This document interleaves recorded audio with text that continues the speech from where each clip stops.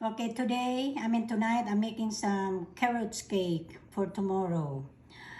2 cup of flour, 2 cup of sugar, 1.5 cup of walnuts grind, 2 cup of carrots grated, 1 can of pineapple juice with liquid, 6 eggs, 1.5 cup of vegetable oil, 1.5 teaspoon of baking soda, 1 teaspoon of baking powder, 1 teaspoon salt, and 2 teaspoon cinnamon.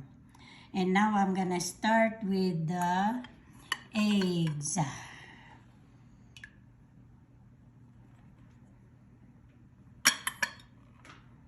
The eggs and the sugar, the oil,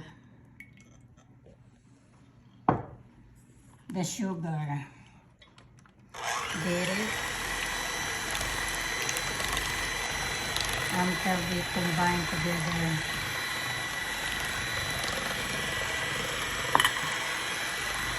In high speed.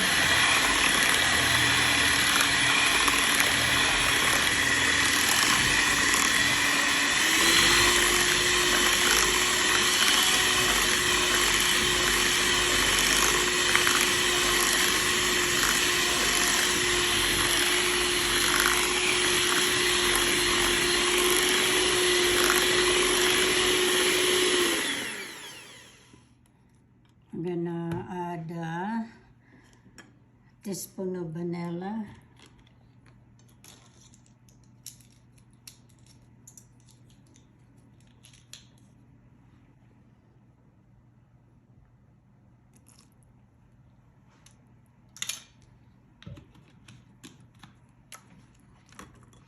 butter,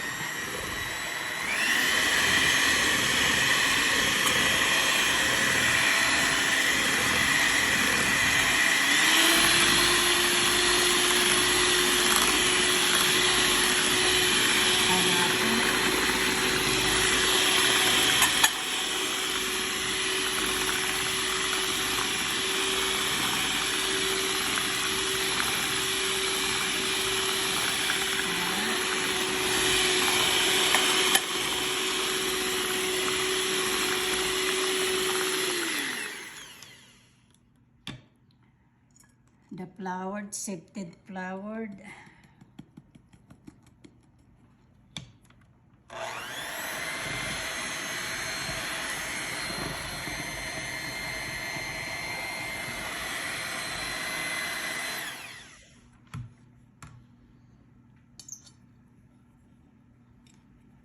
sifted salt, baking powder, cinnamon. There's no lump in there. That's why very important to sift it.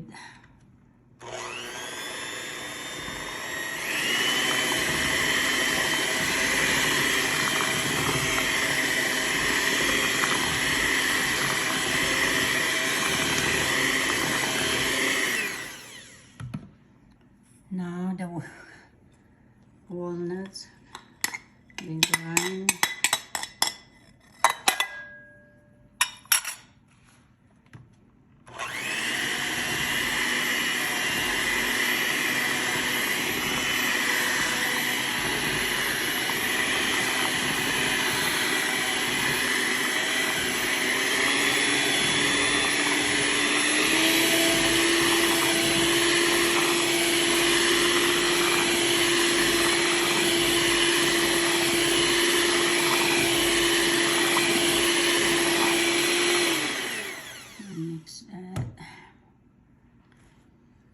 Now put in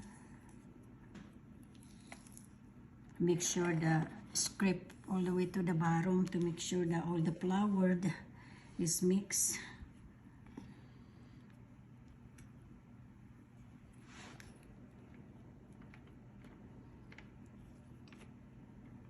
Little bit.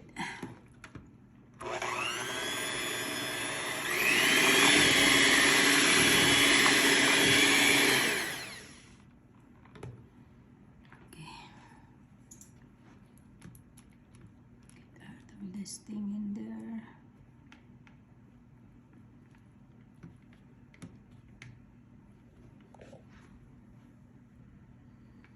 Okay, pineapple there. Need to scoop it.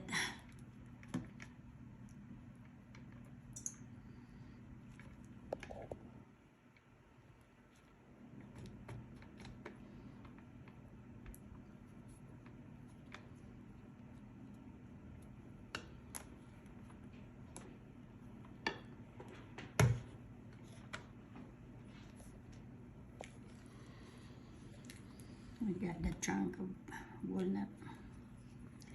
Now I grease the pan.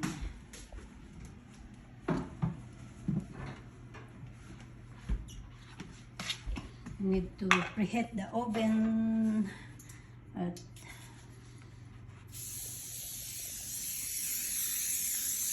it's really good. I don't put flour in the baking pan. I just you really need to grease it. Because if I put flour, they burn in the bottom. There. Yes.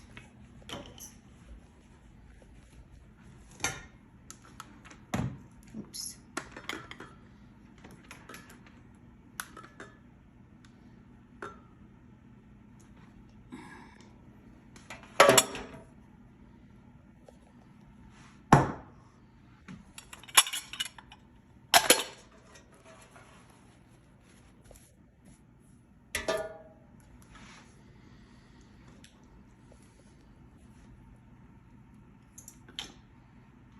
Just pour there.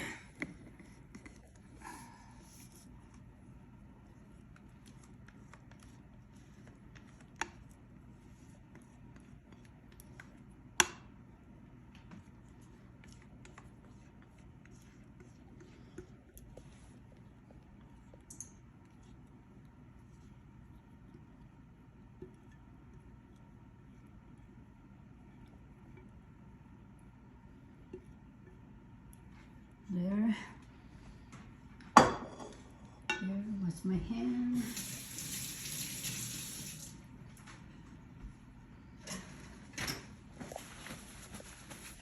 And one drop. There. And ready to put in the oven. 350.